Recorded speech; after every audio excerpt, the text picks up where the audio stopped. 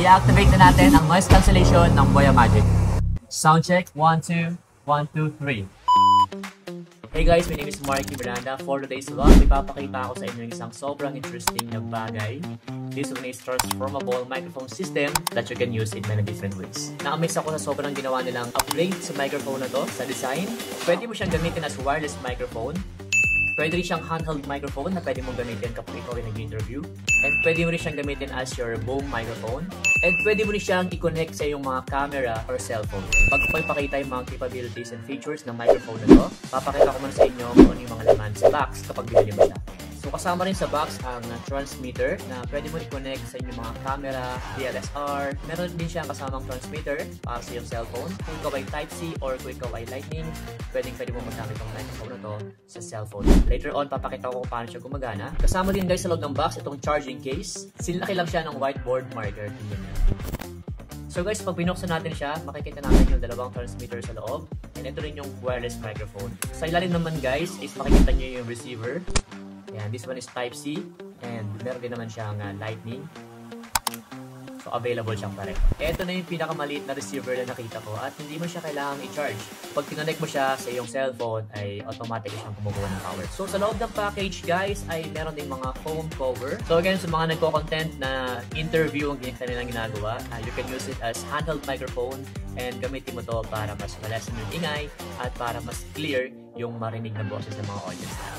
Meron din siyang kasamang wind muff na pwede mong ilagay dito sa microphone kung gagamitin siya as handheld microphone. Ginagamit itong wind muff kung ikaw ay nagko-content sa labas na sobrang lakas ang hangin. Meron din siyang kasamang wind muff para sa ating wireless microphone na pwede mong magamit dito sa maliliit na microphone na to, na wireless microphone. Hindi ka na mag-worry na maingay yung makalalabasan ng iyong vlog or ng iyong video kapag mahangin sa labas gamit itong wind muff na to. Meron siyang kasamang Type-C charging cables and jack kung i-connect mo naman siya sa inyong mga camera. Meron din siyang kasamang stand na accessory kung gagamitin mo yung microphone mo as desktop microphone.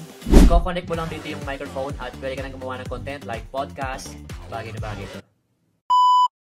Sound check, 1, 2, 1, 2, 3, 4, 5, 6, 7, 8. Sound check, 1, 2, 1, 2, 3. Sound check, 1, 2, 1, 2, 3. Sound check, 1, 2, 3. So check natin kung ano magiging effect kapag inactivate natin yung AI noise cancellation.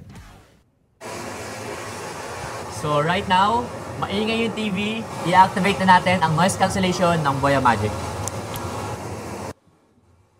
Sound check, 1, 2, 1, 2, 3. So again, naka-color blue. Ibig sabihin hindi pa activated ang noise cancellation. Then i-play natin yung maingay na background music. Then i-activate naman natin ang noise cancellation. Sound check. Mas clear ba yung boses ko?